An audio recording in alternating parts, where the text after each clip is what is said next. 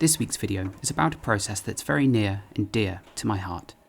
If you've watched this channel for long enough, you'll know that pulling handles with this traditional technique is pretty much the only way I make them. It's a skill that looks complicated, but from a fundamental standpoint, it's incredibly straightforward, as all you're doing is stretching out a length of clay, shaping it, and then reattaching it to the cup. I've recently thrown 200 of these mugs for a project which I'll be able to speak more about later, together with creating another video which goes over much of the glaze experimentation I had to do for these.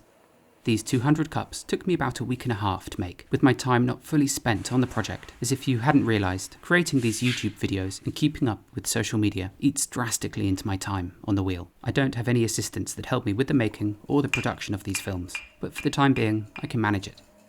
The cups were thrown from 300 grams of clay, and when I make much larger batches of work like this, I tend to do all the throwing in one go, then all the trimming, and then all the handling. This way I'm not constantly jumping back and forth between processes, but it does come with the downside of having to really carefully monitor the drying of these pots. I push them down against the chuck to keep the rims nice and round, by the way. Making sure the mugs don't dry out too much as I work is a whole skill in itself, and it means I'm constantly wrapping pots up in plastic to halt the drying, as if the bodies of the mug lose too much moisture, it can make trimming very difficult, and it can make attaching the handles practically impossible.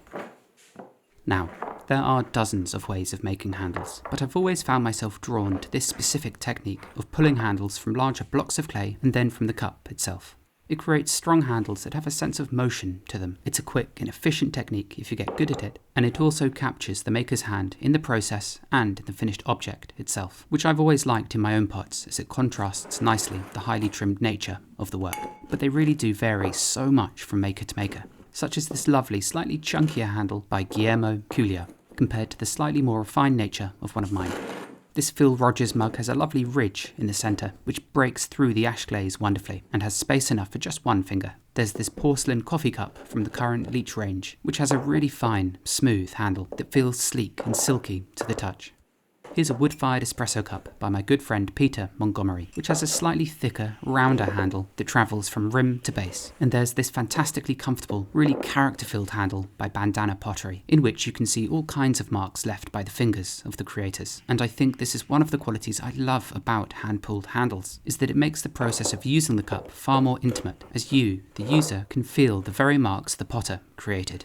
Here are two earlier versions of my handles. This is one of the cups I must have made thousands of during my apprenticeship with Lisa Hammond at Maze Hill Pottery. It's thicker and sturdier than those I make now, and you can see how they gradually became more refined, such as in this piece I made during my apprenticeship in Mashiko with Ken Matsuzaki, that has a lovely glassy Oribe glaze covering it. And here's a more contemporary mug, with a thinner handle that has less clay in the top join and a slightly sleeker profile overall. In a way, it is very similar to the mugs I made during my apprenticeship, and I like that in many ways as it shows a journey, where the handles have come from and how they've developed. And at the same time, I like all the variation that exists, as like I've said so many times, it's variety that gives this craft life. I don't mind if some are comfier than others. In fact, I stopped caring about that a long time ago. As long as pots are well made and have character, and show the aspirations of their creator, then I don't care how they feel, provided they don't cut into my hand or something as I hold them. Nowadays, this is practically the only task I wear an apron for, as when pulling handles it's really helpful to be able to dry your hands quickly in order to manipulate or bend the length of clay. And as you can see, there are really very few tools for this, although one thing I've started to occasionally use is one of these really dense mud tools sponges, just for softening the edges of the handle if they're gritty or slightly uneven after the length has been pulled. I try to keep a reference cup in front of me so that I can replicate its shape time and time again. And before I really get started, I'm going to quickly apologise for the music you might hear in the background. My neighbour's a wonderful guitar player, and it seems over the last couple of days he's been sinking tons of hours into practising his Frank Zappa, which I'm not mad about, as he and his band are probably one of the people I listen to the most in the workshop. Pulled handles like this begin their life, for me at least, from a larger block of clay like this. And I want to use clay that's relatively soft but not too hard, and I pat and roll it into a shape like this, a tapering form that's thicker at the top and thinner towards the bottom. I then use a soaked hand to gradually stretch out this lump of clay. I squeeze towards the top of the mass and then pull down, maintaining that pressure. And throughout this entire process, I'm letting the shape of my hand and the grooves between my fingers and thumb be what shape the length of clay, in much the same way as a die plate on an extruder would.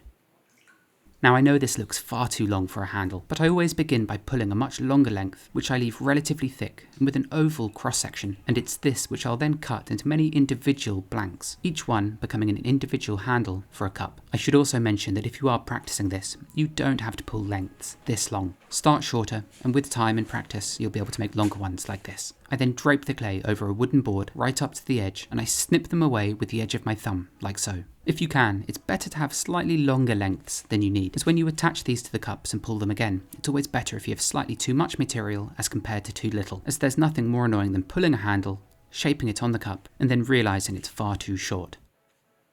At this stage the handle blanks can touch, and I lay them directly side by side. This way it's easy to keep their lengths consistent.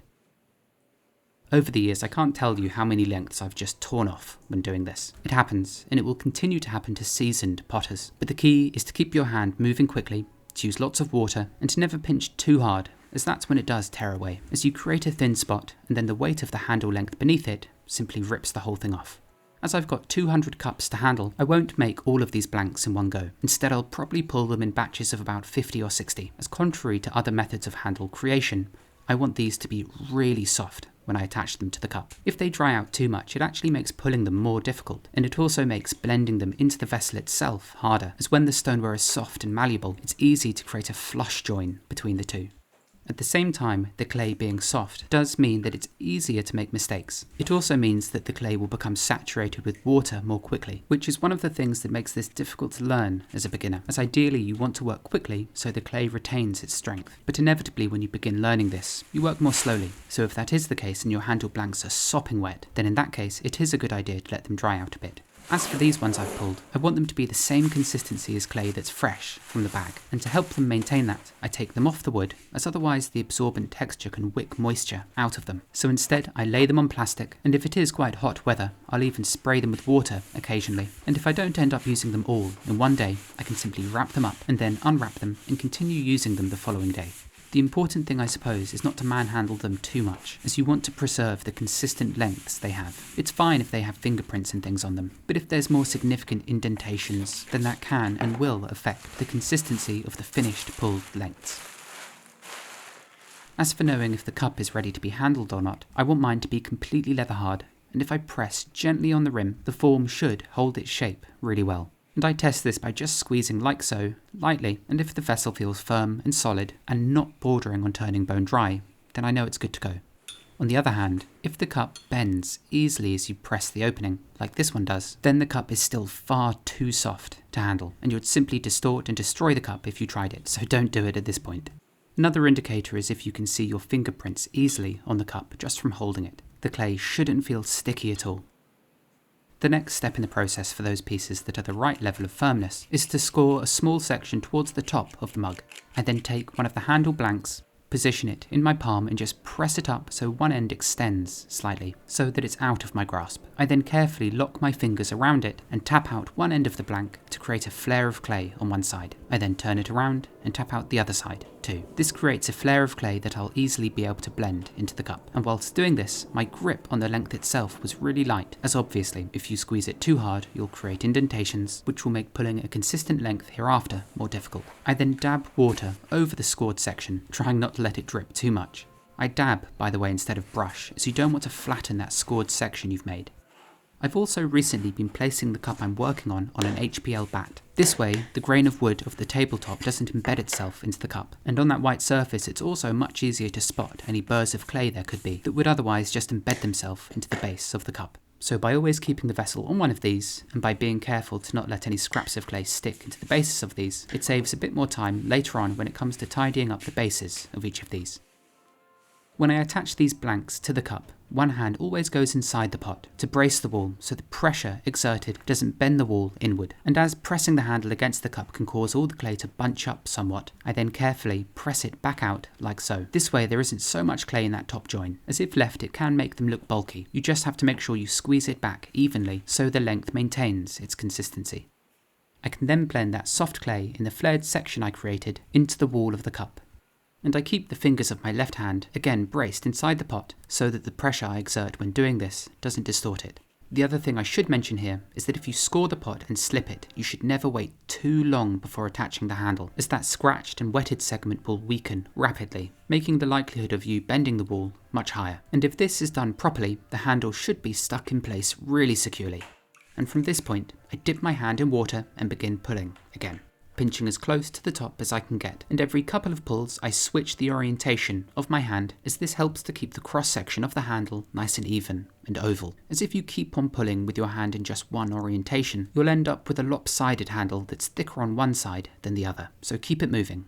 Once the length of the handle feels good, I then use the tip of my thumb to score in 3 distinct grooves in the back of the handle, and as I do this, I'm sort of scraping away the last remnants of slip that coat it. This way, when I loop the handle down and attach it to the cup, it'll hold its shape better, as compared to say one that was left covered in slip. Now, I don't do this with every handle, but sometimes, if the edges look a bit rough or uneven, I slightly wet this dense sponge and delicately run it down either side, or just where the scruffy patch is. I then double check the curve on the underside of the handle to make sure it's good, as in it's even and flows well into the body of the cup, and then I hold the handle from the bottom and then gently lower the cup, letting the two components come together with the handle arcing, flowing into place. I press some of the excess into the bottom and then snip the rest off, and for this join I don't need to score and slip it, although you can if you want to, as the angle at which it joins the body means that I can smear the clay in on either side really firmly. I then use a wetted finger just to clean over any of the more prominent marks left over from smearing the clay in. I can also make any tiny adjustments to the shape of the handle at this stage, although my advice to you, if you are a beginner and you're trying this out for the first time, would be to not do this straight away. Instead, wait about 30 or 40 minutes, or until the handle is partly dried out, as this way you can make minor adjustments to it without damaging or distorting it too much, as after just being pulled the clay is really weak and susceptible to being altered and damaged. I then place the cup upside down on a plastic lined board, and the plastic in this case is of vital importance, because as I'm joining soft clay onto leather hard clay, the way they're dried out hereafter is crucial, as if I was to just leave this cup out to air dry, cracks would form all around the handle joints. What I do is wait until I have a full board, spray them all, and then I wrap them up tightly with plastic. I can work quickly enough to create a full board and then wrap them, without the handles or the cups becoming too dry. But if you are a beginner, you'll be much slower, so I recommend pulling one and then covering it loosely with plastic, as you'll likely be working much more slowly, which means if you do have a full board to complete, it'll take you much longer and there's a higher chance a few will crack. So it's better being safe than sorry, but just be careful that the plastic doesn't stick to the soft clay handle you've just pulled. I use kiln props to make sure this doesn't happen, and it's at this stage that I should mention that a full board of these probably takes me between 25 to 45 minutes to handle. Now, when it comes to actually scoring these, I always work over the basin of water. This way, the burrs of clay this creates simply go straight into it, instead of making a mess on the workbench. In fact, practically throughout this entire process, I'm working over the basin, as it'll catch 95% of the drips that come off as I'm pulling, which means I create less of a mess. So I recommend finding a basin that's quite wide, like this.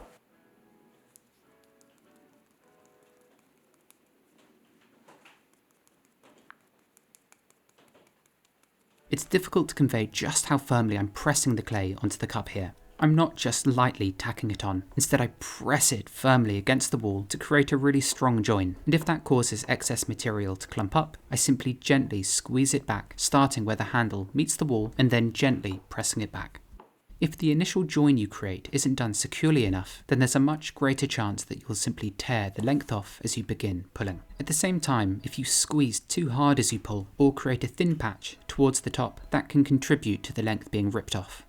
And when I begin pulling, I don't start by squeezing at 100%. I start off by moving my hand and pinching lightly, wetting the clay and getting it moving. And then, as the length gets longer, I can begin to exert a bit more pressure, but I'm always careful never to squeeze too much right at the top. Yet, if I do, I make sure that same amount of pressure is pulled throughout the entire length. You don't want to let go of the pressure too early, as otherwise you'll end up creating a thicker portion towards the base of the handle, which eventually your hand might collide with, and you'll tear the whole thing off. And eventually, I want to end up with something that looks like this. A handle with an even thickness throughout. It should have a roughly oval cross-section, and the edges should be slightly rounded instead of very crisp and sharp. The thing is with handle pulling is often it's a skill learnt later in the process as compared to throwing and trimming. This means that during the early stages when you're first learning, you will inevitably ruin tons of good pots, and that can be disheartening. I recommend throwing a batch of thicker cylinders, pots that won't be so easily distorted, by attaching the handle itself, and then on each thick cylinder pull 5 or 6 handles, and then you can move on to the next cylinder and the next, and you can even cut them all off and try again and again and again. It's good to not be too precious when you're learning this skill, and your handles will quite quickly get to a level where they're acceptable. What takes a longer time is getting to a point where you can pull them very quickly whilst maintaining quality. There's no rushing that. It's now 6 PM and I've got to go home for the day, so I wrap the mugs up and I spray the blanks with water and wrap those too. I also make sure that all the cups that are awaiting handles are really well covered, as essentially what I'm doing here is halting the drying process for everything. This is sort of the unspoken process that goes beyond the actual making, as keeping on top of this many pots at one time and making sure nothing dries out too much is a considerable and well thought over part of the process. But also, as the years have gone by and I've gained more experience, I've allowed myself to tackle larger batches of work, as I'm confident I can work on this many at one time. But there are other factors. For instance, say this was at the height of summer and it was 35 or 40 degrees Celsius, as in that case I would probably work on much smaller batches, say 50 at a time or so, or I'd simply wrap everything prematurely even when they're quite damp, whereas in the winter when it's cold and dark, I can more easily create larger batches of pots without worrying about letting them run away from me. Due to the step in the shape of these mugs, the trimming itself is a slightly more convoluted process, as this part needs to remain crisp and sharp and remain unblemished throughout the entire process. And whenever I'm working on the chuck, before I take them off, I press them down like this, just to ensure that the rims stay nice and round. But this is only something I can do if the clay is firm enough, as if the stoneware is too soft and you press them down, it'll cause the opening to spread out and widen, or even crack. So again, the point at which you trim these is also crucial. When it comes to handling, I tend to uncover a board at a time, and I'll run my hands over a couple of cups until I find one that's the perfect condition for handling. I'm looking for my fingers to easily glide over the clay as I touch it, and if they feel at all sticky, I'll simply leave them out, exposed, and generally by the time I've handled all the others, those softer ones will have dried out enough. The difference this small bat has made is staggering, but that's only for potters like me, who aim to create pieces with really crisp, smooth bases. I mentioned earlier that these pots are being made for a particular project, which I can't tell you about yet. The undersides of each will be stamped with 3 marks, and they had to be easily legible, which made keeping them very clean and flat even more important.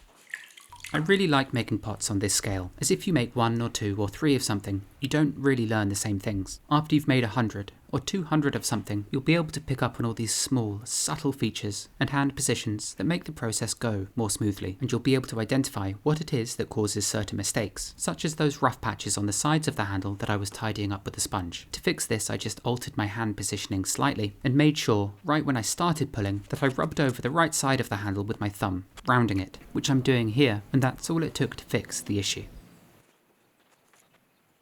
The reason I'm drying these cups upside down is that I want the handle to have a sort of ear shape, and if I let them dry this way up, the handle could sag gradually over time, losing its shape. So instead I place them upside down onto their rim, this way the handle maintains the correct curve.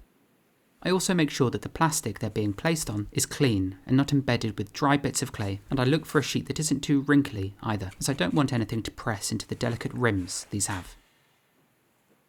Depending on the size of handles you're making and how rough you are in attaching it, or the thickness and heft of the pot itself, you may encounter, as these pots dry and as they're fired, that the weight of the handle pulls the round opening into an oval shape. This tends to be worse if the cups you're attaching the handles onto are too soft, and obviously if you're making a handle from tons of clay and you're attaching it to a pot with really thin walls, then you're really just asking for a problem to occur.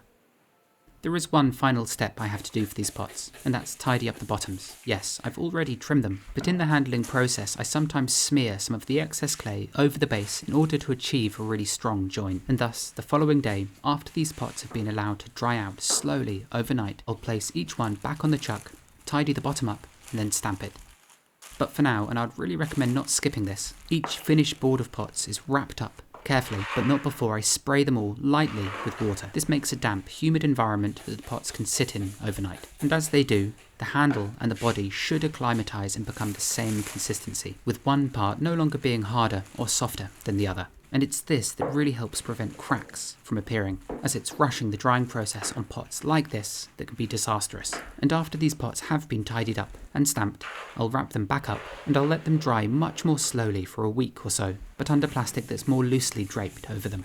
It is possible to rush the drying process, but you need to be really proactive about how you do it, and it's practically impossible to do that with 200 mugs, and as I'm not in a rush, I prefer to do it the slower, more careful way.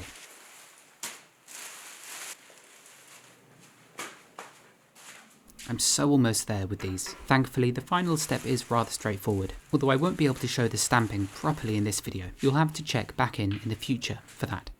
You can see how there's a bit of runoff where the handle was smeared over the beveled edge, and it's this that I really want to tidy up. So I place the pot back on the chuck, tap center it, whilst being careful not to hit the handle. I then use a trimming tool to just clean over the beveled edge. I'm also making sure I don't press down too firmly in the center, as I don't want to bow the bases of these too much, otherwise the stamp won't sit nicely in the middle. I then burnish the bottom surface with a kidney, and if I feel like the clay is on the drier side, before I do this, I'll run that damp, dense sponge over the bottom just to soften the clay, which makes burnishing easier. I then hold the mug and lightly press it down. And then I've been using this tool to brace the underside as I stamp it, but I won't talk about this too much, and I'm sorry for teasing you with it, but sometimes that's how things go. With that, the pots can be wrapped up again and the plastic secured at the end with a kiln prop. By the way, I'm using dry cleaners plastic. I bought a huge roll of it years ago and I've barely made a dent in it, but it's very useful, versatile stuff if you don't have a damp cupboard. And if I do make any holes in it, I just patch them up with a bit of tape, which you can see plenty of here. And with that, I think I'm done. That was a long week. So that's 4 boards here. There's another one on my Shimpo, one on the wall over here, 2 more on the electric kiln, a bisque-fired batch, and a few more odds and ends that are scattered around. 200 hand-pulled handles, pulled over a couple of days, and I think I'm now ready for a long weekend out of the studio. I hope you found this video helpful. I think it's always interesting to discuss creating larger batches of work, like this, as if you are a production potter, or you want to make tableware. Producing work in batches like this may become a big part of your life, and hopefully there are a few useful tidbits in this. I'd also love to see your pulled handles if you've watched my videos and have been inspired to try it. So make sure you tag me on those on Instagram, TikTok, or the pottery subreddit where I've been spending a bit more time recently. And despite spending all this time stood up making these, I actually really relish days like this, stood up, spent working with clay in a way that isn't on the wheel. It makes me think about the material differently, and in some ways it makes me want to do a bit of hand building, which is something I haven't done in years. Maybe that could make an interesting video, and I'd be open to hearing your suggestions on what I should create. Thank you so much for taking your time to watch, if you did make it to the end, and as always, I'll see you next time.